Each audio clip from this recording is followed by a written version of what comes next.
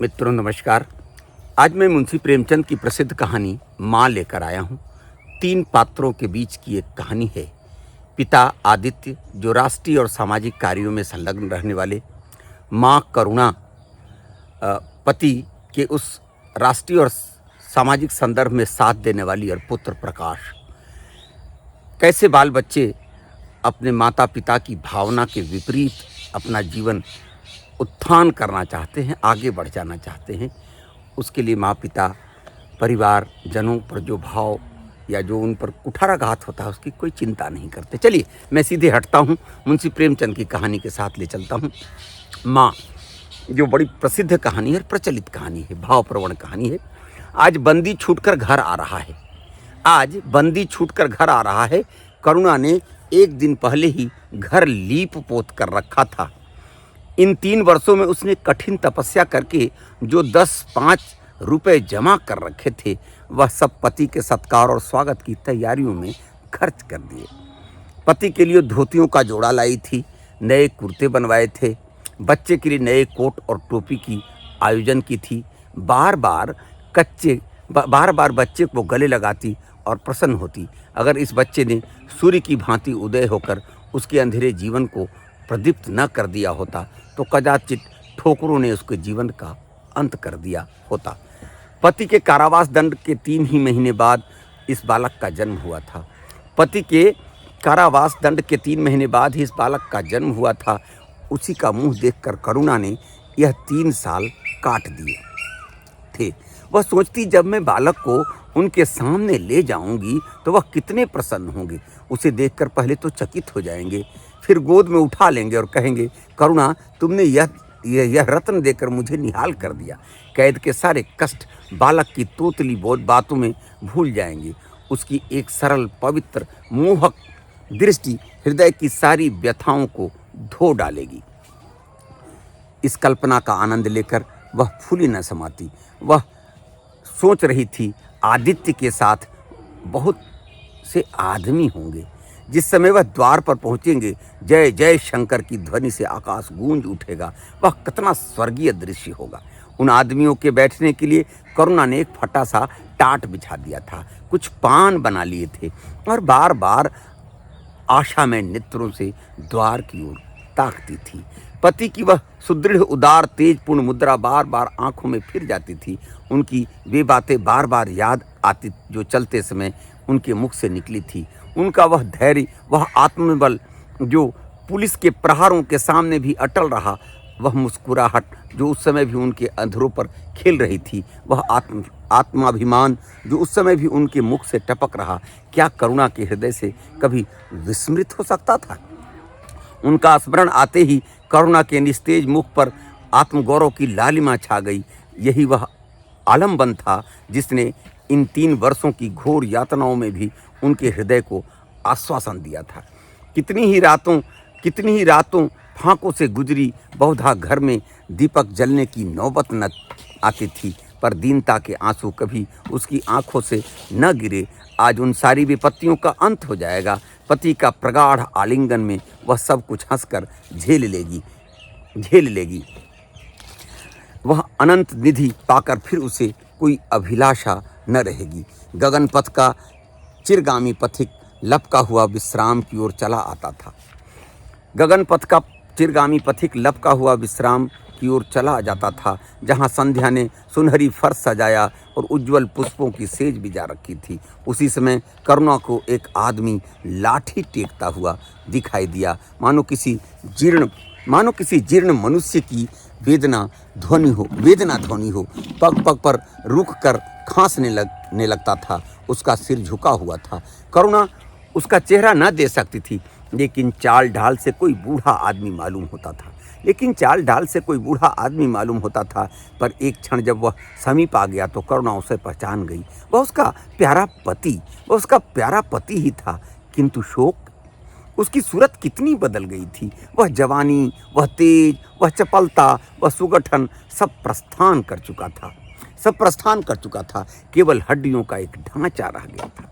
न कोई संगी, न साथी, न यार, न दोस्त। करुणा उसे पहचानते ही बाहर निकाल आई, पर आलिंगन की कामना पर आलिंगन की कामना हृदय में दबकर ही रह गई। सारे मंसूबे धूल में मिल गए। सारा मनोल्लास आंसुओं के प्रवाह में बह गया, विलीन हो गया। आदित्य ने घर में कदम रखते ही मुस्कुराकर करुणा को देखा, पर उस मुस्कान में वेदना का एक संसार भरा हुआ था। करुणा ऐसी शिथिल हो गई मानो हृदय का स्पंदन रुक गया हो। वह फटी हुई आंखों से स्वामी की ओर टकटके बांधी खड़ी थी, मानो उसे अपनी आंखों पर अभी विश्वास न आता हो। स्वागत या दुख का एक शब्द भी उसके मुंह से न निकला। बालक भी उसकी गोद में बैठा हुआ सहमी आंखों से इस कंकाल को देख रहा था और माता की गोद में चिपटा जाता था। आखिर उसने कातर स्वर में कहा, यह तुम्हारी क्या दशा है, बिल्कुल पहचाने नहीं जाते। आदित्य ने उसकी चिंता को शांत करने के लिए मुस्कुराने की चेष्टा करके कहा, कुछ नहीं, जरा दुबला हो गया हूँ। तुम्हारे हाथों का भोजन का पाकर फिर स्वस्थ हो जाऊंगा। करुणा, छी, सूख कर कांटा हो गए। क्या वहाँ भरपेट भोजन भी नहीं मिलता? तुम कहते थे राजनीतिक आदमियों के साथ बड़ा अच्छा व्यवहार किया जाता है, और वह तुम्हारे साथी क्या हो गए जो तुम्हें आठों पहर घेरे रहते थे? और वो तुम्हारे साथी कहाँ चले गए जो तुम्हें आठों पहर घेरे रहा करते थे और तुम्हारे पसीने की जगह खून बहाने को तैयार रहते थे? आदित्य की त्योरियों पर बल पड़ने लगा। बोले, यह बड़ा ही कटु अनुभव है करुणा। मुझे न मालूम था कि मेरे कैद होते ही लोग मेरे से आंखें फेर लेंगे, कोई बात भी न पूछेगा। राष्ट्र के नाम पर मिटने वालों का यही पुरस्कार है, यह मुझे न मालूम था। जनता अपने सेवकों को बहुत जल्द भूल जाती है, यह तो मैं जानता था, लेकिन अपने सहयोगी और सहायक इतने बेवफा होते हैं, इसका मुझे यह पहला ही अनुभव हुआ। लेकिन मुझे किसी से शिकायत नहीं। सेवा स्वयं अपना पुरस्कार है। मेरी भूल थी कि मैं इसके लिए यश और नाम चाहता था। करुणा को वहाँ भोजन करुणा, तो क्या वहाँ भोजन भी न मिलता था? आदित्य, यह न पूछो करुणा, बड़ी करुण कथा है। बस यही गनीमत समझो कि जीता लौट आया। तुम्हारे दर्शन बदे थे, नहीं कष्ट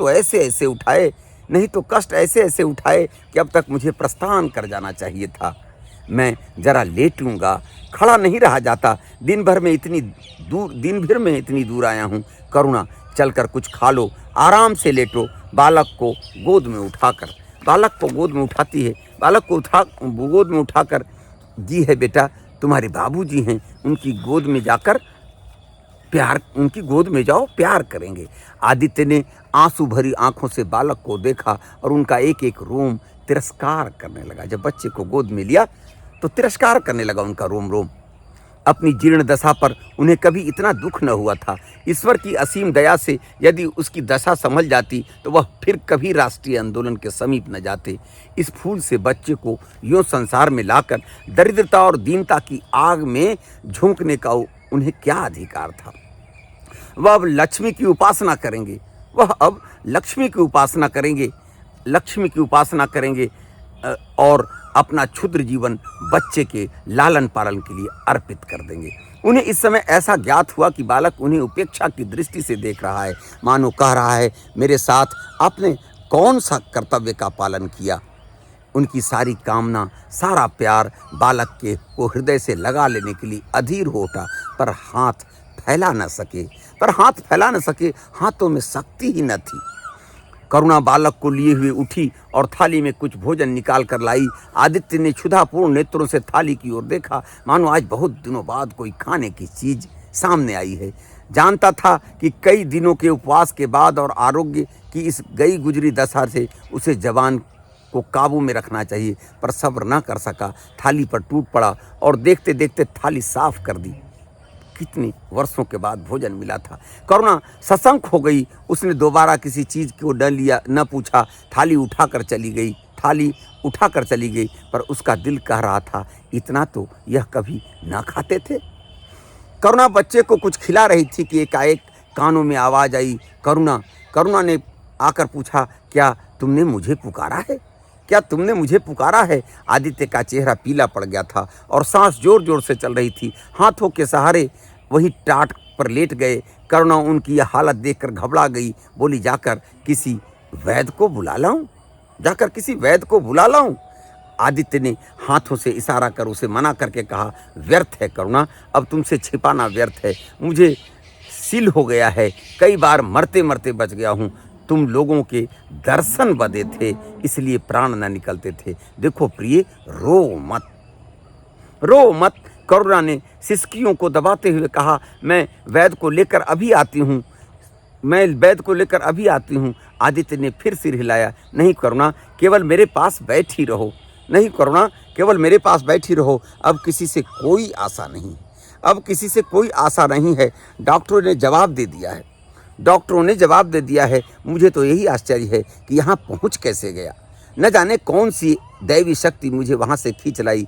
कदाचित यह इस बुझते हुए दीपक की अंतिम झलक थी। आह, मैंने तुम्हारे साथ बड़ा अन्याय किया, इसका मुझे हमेशा दुख रहेगा। मैं तुम्हें कोई आराम न दे सका, मैं तुम्हें कोई आराम न दे सका, तुम्हारे लिए कुछ न कर सका, केवल सुहाग का दाग लगाकर और एक बालक के पालन का भार छोड़कर चला जा रहा हूँ। आह! करुणा ने हृदय को दृढ़ करके कहा, तुम्हें कहीं दर्द तो नहीं हो रही है? आग बना लाऊं? कुछ बताते क्यों नहीं? आग की दृश्य आग से सेकूं क्या? आदित्य ने करवट बदल कर कहा, कुछ करने की जरूरत नहीं है प्रिय, कुछ करने की जरूरत नहीं है प्रिय। कहीं दर्द नहीं है, बस ऐसा मालूम हो रहा है कि दिल बैठा जाता है, जैसे पानी में डूबा जाता हूँ। जीवन की लीला समाप्त हो रही है। दीपक को बुझते हुए देख रहा हूँ, कह नहीं सकता कब आवाज़ बंद हो जाए। जो कुछ कहना है वह कह डालना चाहते हूँ, क्यों वह लालसा लेकर जाऊँ? मेरे एक प्रश्न का जवाब दोगी? पूछूं? करुणा के मन में सारी दुर्बलता, सारा शोक, सारी वेदना मानो लुप्त हो गई। उनकी जगह उस आत्मबल का उदय हुआ जो मृत्यु पर हंसता है और विपत्ति के सांपों से खेलता है। रत्न जड़ित मखमली म्यान में जैसे तेज तलवार छिपी रहती है, जल के कोमल प्रवाह में जैसे असीम शक्ति छिपी रहती है, वैसे ही रमणी का कोमल हृदय साहस और धैर्य को अपनी गोद में छिपाए रहता है। क्रोध जैसे तलवार को वह बाहर खींच लेता है, विज्ञान जैसे जल शक्ति का उद्घाटन कर लेता है, वैसे ही प्रेम रमणी के साहस और धैर्य को प्रदीप्त कर देता है। करुणा ने पति के सिर पर हाथ रखते हुए कहा, पूछते क्यों नहीं प्यारे, पूछते क्यों नहीं प्यारे? आदित्य ने करुणा के हाथों के कोमल स्पर्श को अनुभव करते हुए कहा, तुम्हारे विचार में मेरा जीवन कैसा था? तुम्हारे विचार में मेरा जीवन कैसा था? बधाई के योग्य? देखो, तुमने मुझसे कभी पर्दा नहीं रखा। इस समय भी स्पष्ट ठिकाना, तुम्हारे विचार में मुझे अपनी जीवन पर हंसना चाहिए या रोना चाहिए? करुणा ने उल्लास के साथ कहा, यह प्रश्न क्यों करते हो प्रीतम? यह प्रश्न क्यों करते हो प्रियतम? क्या मैंने तुम्हारी कभी उपेक्षा की? तुम्हारा जीवन देवताओं का सा जीवन था, निस्वार्थ, निर्लिप्त और आदर्श। विघ्न बाधाओं से तंग आकर मैंने तुम्हें कितनी बार संसार की ओर खींचने की चेष्टा की है, पर उस समय भी मैं मन में जानती थी कि मैं तुम्हें ऊंचे आसन से गिरा रही हूँ। अगर तुम माया मोह में फंसे होते, कदाचित मेरे मन को अधिक संतोष होता, लेकिन मेरी आत्मा को वह गर्व और वह उल्लास न होता जो इस समय हो रहा है। मैं अगर किसी को बड़े से बड़ा आशीर्वाद दे सकती हूँ तो यह वही होगा, उसका जीवन तुम्हारे जैसा हो। यही आशीर्वाद है कि मैं चाहती हूँ कि बड़े से बड़ा सुखमय जीवन हो तो तुम्हारे जैसा हो। यह कहते कहते करुणा का आभाहीन मुखमंडल ज्योतिर्मय हो गया, मानो उसकी आत्मा दिव्य हो गई हो। आदित्य ने सगर्व नेत्रों से करुणा को देखकर कहा, बस अब मुझे संतोष हो गया, बस अब मुझे संतोष हो गया। करुणा, इस बच्चे की ओर मुझे कोई शंका नहीं रही। मैं इसे इससे अधिक कुशल हाथों में छोड़े जाता हूँ। मुझे विश्वास है कि जीवन का यह ऊंचा और पवित्र आदर्श सदैव तुम्हारे सामने रहेगा। अब मैं मरने को तैयार हूँ। कहानी दूसरे परिदृश्य में चली जाती है। अब उसका पति आदित्य गुजर जाता है, इस उम्मीद से कि उसकी माँ उसकी जो परवरिश करेगी वह कम नहीं होगा। दूसरे दृश्य में 7 वर्ष बीत गए। बालक प्रकाश अब 10 साल का रूपवान वरिष्ठ प्रसन्न कुमार बन चुका था। बला का तेज, साहसी और मनस्वी भय तो उसे छू भी नहीं गया था। करुणा का संतप्त हृदय उसे देखकर शीतल हो जाता। संसार करुणा को अभागिनी और दीन समझते, पर कभी भाग्य का रोना नहीं रोते। उसने उन आभूषणों को बेच डाला जो पति के जीवन में उसे प्राणों से भी प्रिय थे, और उस धन से कुछ गायें और भैंस मोल ली। वह कृषक की बेटी थी और गोपालन उसके लिए कोई नया व्यवसाय नहीं था। इसी को उसने अपनी जीविका का साधन बनाया। विशुद्ध दूध कहाँ मैसर होता है, सब दूध हाथों हाथ बिक जाता। करुणा को पहर दिन से पहर रात तक काम में लगा रहना पड़ता, पर वह प्रसन्न थी। उसके मुख पर निराशा या दीनता की छाया नहीं थी। संकल्प और साहस का तेज है। उसके एक एक अंग में आम गौरव की ज्योति निकल रही है। आंखों में एक दिव्य प्रकाश है, गंभीर, अथाह और असीम। सारी वेदनाएं, वैधव्य का शोक, विधि का निर्दय प्रहार, सब उसका प्रकाश की गहराइयों में विलीन हो गया है। प्रकाश पर वह जान देती है। उसका आनंद, उसकी अभिलाषा, उसका संसार, उसका स्वर्ग, सब प्रकाश पर न्योछावर है। अब वह प्रकाश के लिए ही जीती और जीना चाहती है। संध्या हो गई थी। एक भिखारिन द्वार पर आकर भीख मांगने लगी। करुणा उस समय गऊओं को सानी दे रही थी। प्रकाश बाहर खेल रहा था, बालक ही तो था। सारा सूझी घर में गया और कटोरे में थोड़ा सा भूसा लेकर बाहर आया। भिखारिन ने अपनी झोली फैला दी। प्रकाश ने भूसा उसकी झोली में डाल दिया और जोर जोर से तालियां बजाता हुआ भागा। भिखारिन ने अग्निमय नेत्रों से देखकर कहा, वाह रे लाडले, वाह रे लाडले, मुझसे हंसी करने चला है, यही माँ बाप ने सिखाया, तब तो खूब कुल का नाम जगाओगे। करुणा उसकी बोल सुनकर बाहर निकली और आई और पूछा, क्या है माता, किसे कह रही हो? भिखारी ने प्रकाश की तरफ इशारा करके कहा, वह तुम्हारा लड़का है ना, देखो कटोरे में भूसा भरकर मेरी झोली में डाल गया है। चुटकी भर आटा था, वह भी मिट्टी में मिल गया। कोई इस तरह दुखियों को सताता है? सबके दिन एक जैसे नहीं रहते। आदमी को घमंड न करना चाहिए, आदमी को घमंड न करना चाहिए। करुणा ने कठोर स्वर से पुकारा, प्रकाश। प्रकाश लज्जित न हुआ, अभिमान से सिर उठाए हुए आया और बोला, यह हमारे घर भीख मांगने क्यों आती है? यह हमारे घर भीख मांगने क्यों आती है? कुछ काम क्यों नहीं करती? करुणा ने उसे समझाने की चेष्टा करके कहा, शर्म तो नहीं आती, उल्टे और आंखें दिखाते हो। प्रकाश, शर्म क्यों आए? यह क्यों रोज भीख मांगने आती है? हमारे यहाँ क्या कोई मुफ्त चीजें आती है? करुणा, तुम्हें कुछ न देना था तो सीधे कह देते, जाओ, तुमने यह शरारत क्यों की? प्रकाश, उसकी आदत कैसे छूटती? करुणा ने बिगड़ कर कहा, तुम अब पिटोगे मेरे हाथों। प्रकाश, पिटूंगा क्यों? आप जबरदस्ती पीटेंगी। दूसरे मुल्कों में अगर कोई भीख मांगे तो कैद कर दिया जाए, यह नहीं कि उल्टे भीखमंगों को और सह दिया जाए। करुणा, जो अपंग है वह कैसे काम करे? प्रकाश, तो जाकर डूब मरे, जिंदा क्यों रहती है? यह पीढ़ी के परिवर्तन का भाव है। बेटे को इस गरीबन के गरीबी का एहसास नहीं, जिद्दा क्यों रहती है? करुणा निरुत्तर हो गई। बुढ़िया को तो उसने आटा दाल देकर विदा किया, किंतु प्रकाश का कुतर्क उसके हृदय में फोड़े के समान टीसता रहा। इसने यह धृष्टता, यह अभिनय कहाँ सीखा? रात को भी उसे बार बार यही ख्याल सताता रहा। आधी रात के समीप एकाएक प्रकाश की नींद टूटी तो देखा लालटेन जल रही है और करुणा बैठी रो रही है, और माँ को रोता देखकर तब प्रकाश तय करता है कि अब वह ऐसी गलती नहीं करेगा। करुणा का हृदय मतवाला हो गया। ऐसा जान पड़ता था आदित्य सामने खड़े बच्चे को आशीर्वाद दे रहे थे और कह रहे हैं, करुणा क्षोभ मत कर, प्रकाश अपने पिता का नाम रोशन करेगा, तेरी संपूर्ण कामनाएं पूर्ण करेगा। माँ को रोता देख जब बच्चा रोता है तो लगा था माँ को कि यह पुत्र मेरी कामनाएं पूरी करेगा। और अध्याय तीसरी ओर जा रहा है। चलिए, कहानी अब उत्तरार्ध की ओर है। लेकिन प्रकाश के कर्म और वचन में मेल न था, और दिन के साथ उसके चरित्र का यह अंग प्रत्यक्ष होता जाता था। जहीन था, विश्वविद्यालय में उसे वजीफे मिलते थे, मगर उस वजीफों में वह अपने आप को गौरवशाली बनाता गया। वह चाहता तो कई जगह उसे सेवा के अवसर मिल रहे थे। माँ चाहती थी कि वह सिंध जाए, उड़ीसा जाए, कहीं अकाल पड़े थे, कहीं दुर्भिक्ष था, वह जाति की सेवा करे, राष्ट्र की सेवा करे। मगर प्रकाश तो अब इन सब से अलग हो गया था, भौतिक दुनिया में निकल चला था। उसको तो बड़ा आदमी बनने की लालसा हो गई थी। जाति सेवा के विषय में भी लिखे, अब मैं आपकी आज्ञा का पालन करने को तैयार हूँ, माँ के आदेश से कहता है। मैंने शिक्षा संबंधी कार्य करने का निश्चय किया है, इसी विचार से मैंने यह विशिष्ट स्थान प्राप्त किया है। हमारे नेता भी तो विद्यालयों में आचार्यों के ही सम्मान करते हैं, अभी तक इन उपाधियों को मुँह में मुक्त नहीं हुए हैं। यह उपाधि लेकर वास्तव में मैंने अपनी सेवा के मार्ग में एक बाधा हटा दी है। हमारे नेता भी योग्यता, सदुत्साह, लगन का उतना सम्मान नहीं करते जितना उपाधियों का। अब सब मेरी इज्जत करेंगे और जिम्मेदारियों का काम सौंपेंगे। सो पहले मांगे भी न मिलता था, करुणा की आस फिर बंध गई। बेटे को लगा कि अब बेटा फिर सेवा कार्य में जाना चाहता है। चौथा खंड है, अब मैं अंत की ओर चल रहा हूँ। विद्यालय खुलते ही प्रकाश के नाम रजिस्ट्री का पत्र पहुँचा। उन्होंने प्रकाश को इंग्लैंड जाकर विद्याभ्यास करने के लिए सरकार के वजीफे की मंजूरी की सूचना दी थी। प्रकाश पत्र हाथ में लिए हर्ष के उन्माद में जाकर माँ से बोला, अम्मा इंग्लैंड जाकर पढ़ने के लिए सरकारी वजीफा मिल गया। करुणा ने उदासीन भाव से पूछा, तो तुम्हारा क्या इरादा है? प्रकाश, मेरा इरादा, ऐसा अवसर पाकर भला कौन छोड़ता है? करुणा, तुम तो स्वयंसेवकों में भर्ती होने जा रहे थे।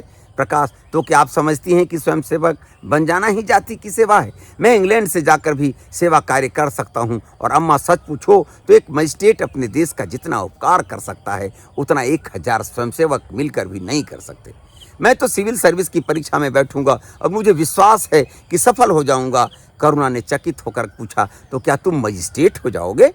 प्रकाश, सेवा भाव रखने वाला एक मजिस्ट्रेट कांग्रेस के 1000 सभापतियों से ज़्यादा उपकार कर सकता है। अखबारों में उसकी लंबी लंबी तारीफें न छपेंगी, उसकी वक्तृताओं पर तालियां न बजेंगी, जनता उसके जुलूस की गाड़ी न खींचेगी और न विद्यालयों के छात्र उसको अभिनंदन पत्र देंगे। पर सच्ची सेवा मजिस्ट्रेट ही कर सकता है।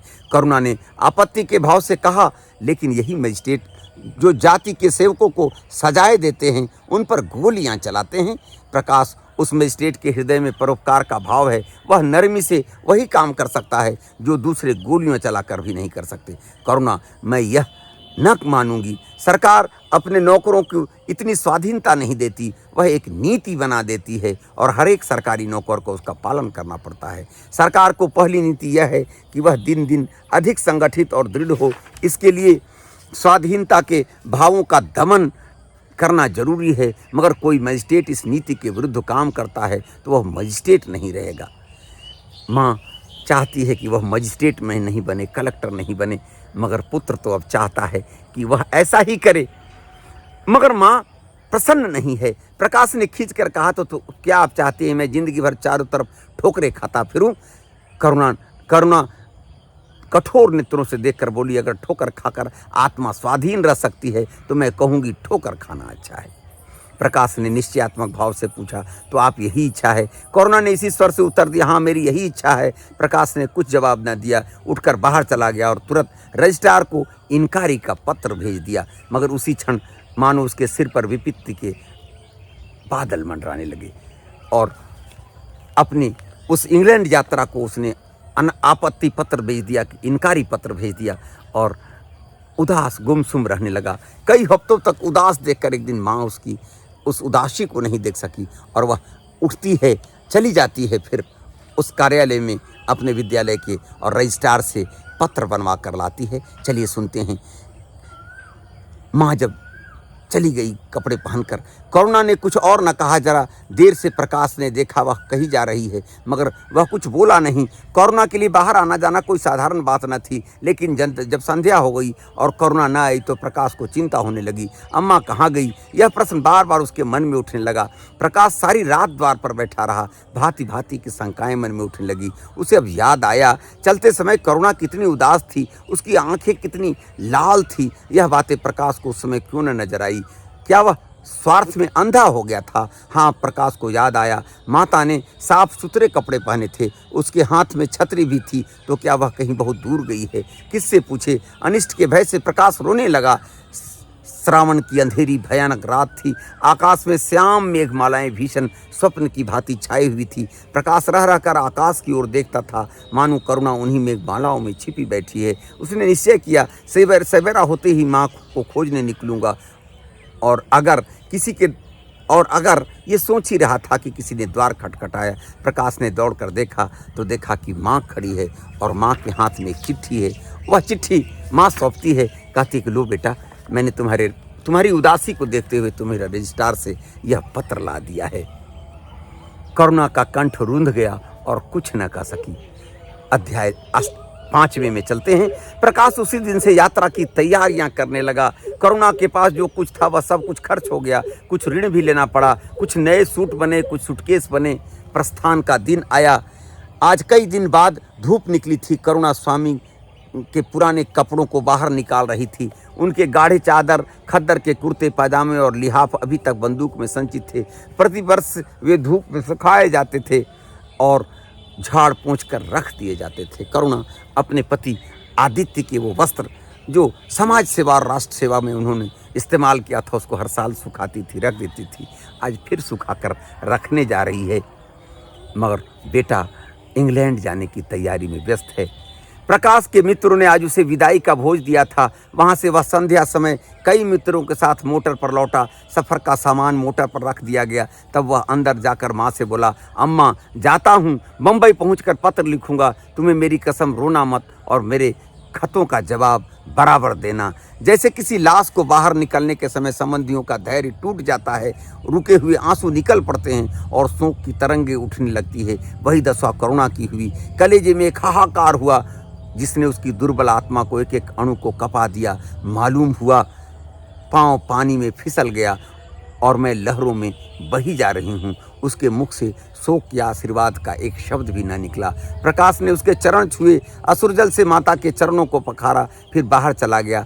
करुणा पाषाण मूर्ति की भांति खड़ी थी। सहसा ग्वाले ने आकर कहा, बहू जी भैया चले गए, बहुत रोते थे। तब करुणा की समाधि टूटी। देखा सामने कोई नहीं है।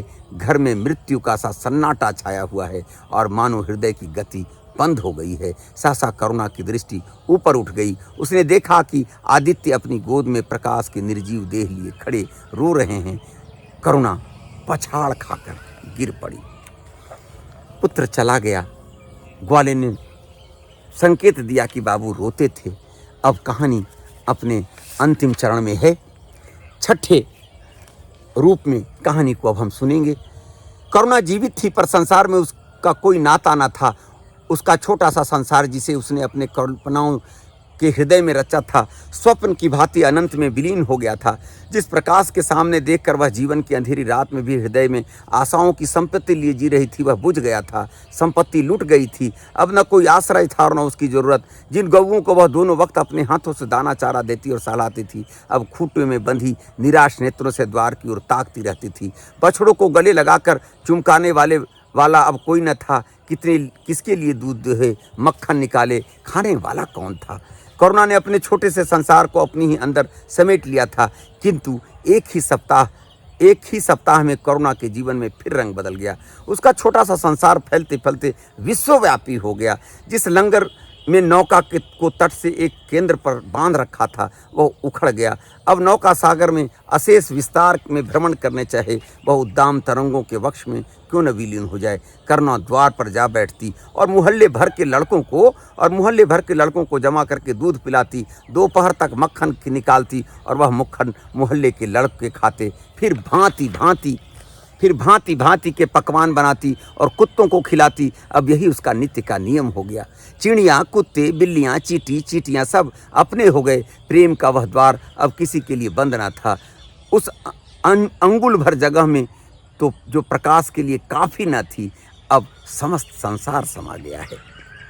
एक दिन प्रकाश का पत्र आया। करुणा ने उसे उठाकर फेंक दिया। फिर थोड़ी देर बाद उसे उठाकर फाड़ डाला और चिड़ियों को दाना चुगाने लगी। मगर जब निशा योगिनी ने अपनी धुनी जलाई और वेदनाएं उससे वरदान मांगने निकल गईं, तो करुणा की मनोदशा भी सजग हो उठी। प्रकाश का पत्र पढ़ने के लिए उसका मन व्याकुल हो उठा। उसने सोचा, प्रकाश मेरा कौन है, मेरा उससे क्या प्रयोजन। हाँ, प्रकाश मेरा कौन है? हृदय ने उत्तर दिया, प्रकाश तेरा सर्वस्व है। वह तेरे उस अमर प्रेम की निशानी है जिससे तू सदैव के लिए वंचित हो गई। वह तेरे प्राणों का प्राण है, जीवन दीपक का प्रकाश, तेरे संचित कामनाओं का माधुरी। और उन फटे हुए पन्नों को वो जोड़ने लगी। रात पूरी गुजर गई। पुर्जे ठीक स्थान पर रखता और तक कठिन था। कोई शब्द, कोई वाक्य बीच में गायब हो जाता। वो उन टुकड़ों को फिर से खोजने लगती। सारी रात बीत गई, पत्र अभी भी अपूर्ण रहा। जिस पत्र को उसने फाड़ा था वो रात भर उनको जोड़ती रही, मगर वो पन्ने जुड़ नहीं रहे थे। इसी तरह 2 दिन 2 रात गुजर गए। इसी भांति 3 दिन गुजर गए। संध्या हो गई। 3 दिन की जगी आंखें जरा झपक गई। करुणा ने देखा एक लंबा चौड़ा कमरा है, उसमें मेजें और कुर्सियां लगी हुई हैं। बीच में एक ऊंचे मंच पर कोई आदमी बैठा हुआ है। करुणा ने ध्यान से देखा, वह प्रकाश था। चिट्ठियों को जोड़ने में असफल माँ ने कुछ भाव लिए और उन भावों को गुनते गुनते सो गई। जब नींद खुली तो देखती है कि ऊंची कुर्सी पर एक साहब बैठा हुआ है। एक क्षण में एक कैदी उसके सामने लाया गया। करुणा ने ध्यान से देखा, वह प्रकाश था। एक क्षण में एक कैदी उसके सामने लाया गया। उसके हाथ पांव में जंजीर थी, कमर झुकी हुई थी। यह आदित्य थे। करुणा की आंखें खुल गई, आंसू बहने लगे। पत्र के टुकड़ों को फिर समेट लिया और उसे जलाकर राख कर डाला। राख की एक चुटकी के सिवा वहाँ कुछ न रहा। यही उस ममता की चिता थी जो उसके हृदय को विदीर्ण किए डालती थी। इसी एक चुटकी राख में उसका गुड़ियों वाला बचपन, उसका संतप्त यौवन और उसका तृष्णामय वैधव्य सब समा गया। प्रातःकाल लोगों ने देखा जो पंछी पिंजड़े से उड़ चुका था। आदित्य का चित्र अब भी उसके शून्य हृदय में चिपका हुआ था। वह भग्न हृदय पति की स्नेह स्मृति में विश्राम कर रहा था और प्रकाश का जहाज यूरोप चला जा रहा था। माँ अपनी समस्त भावनाओं संवेदनाओं को लेकर अपनी उस मनोदशा में जीती रही जो उसने कल्पना किया था। मगर आज कोई पुत्र अपनी माँ, अपने पिता के सपनों को साकार करने के लिए कहाँ तत्पर है। ये रोग आज़ादी के पहले प्रेमचंद की इस कहानी में जो हम देख रहे थे, इस महाशीर्षक कहानी की जो करुणा है, आज उस करुणा का विस्तार हो गया है और प्रकाश तो अनंत हो गए हैं। हर घर में प्रकाश पैदा हो रहे हैं जो अपने माता पिता की इच्छा के अनुरूप अपना जीवन यापन करने के लिए तैयार नहीं हैं। उनके लिए इंग्लैंड और अमेरिका के अनंत आकाश हैं, उसमें उड़ जाना चाहते हैं। कहीं न कहीं माता और पिता बहुत बौने और छोटे हो गए हैं उनकी कामना और इच्छाओं के सामने। चूँकि आज भौतिकता इतनी हावी हो गई है कि कोई प्रेमिका कोई भौतिक सुख के लिए अपने माँ का कलेजा भी दे देने के लिए लोग तैयार हैं, मगर माँ का कलेजा ज़मीन पर गिरकर भी अपने पुत्र प्रकाश के लिए उज्जवल भविष्य की कामना करता है। आज मैं मुंशी प्रेमचंद की यह माँ शीर्षक कहानी सुनाकर आपको प्रसन्न हूँ। अपने साहित्य प्रेमी मित्रों के बीच इस कहानी को अगर अच्छी लगी हो तो शेयर करें, उन्हें लाइक करने कहें, उसमें अपने विचार प्रकट करने कहें। साहित्य के ये सारे पन्ने आपके बीच पुनः मैं लेकर आऊँगा, हर एक कथाओं को लेकर आऊँगा ताकि समाज से जो साहित्य का जुड़ाव है वह पुनः कायम हो सके। अगर ये कहानी आपको अच्छी लगी हो, माँ चूँकि सिलेबस में भी कहानी है, बहुत सारे बच्चे इसकी कामना करते रहें कि सर इस माँ शीर्षक कहानी को आप एक दिन सुनाएंगे। मैंने ये कहानी आपको सौंप दी है। विश्वास अगर अच्छी लगी हो तो अपने साहित्य प्रेमी मित्रों के बीच इसे शेयर करेंगे, सब्सक्राइब करेंगे और हो सके तो अपने विचार से हमें अवगत कराएंगे ताकि पुनः एक अच्छी कहानी लेकर आपके बीच आ सकूं और बता सकूं कि समाज किस दिशा में जा रहा है।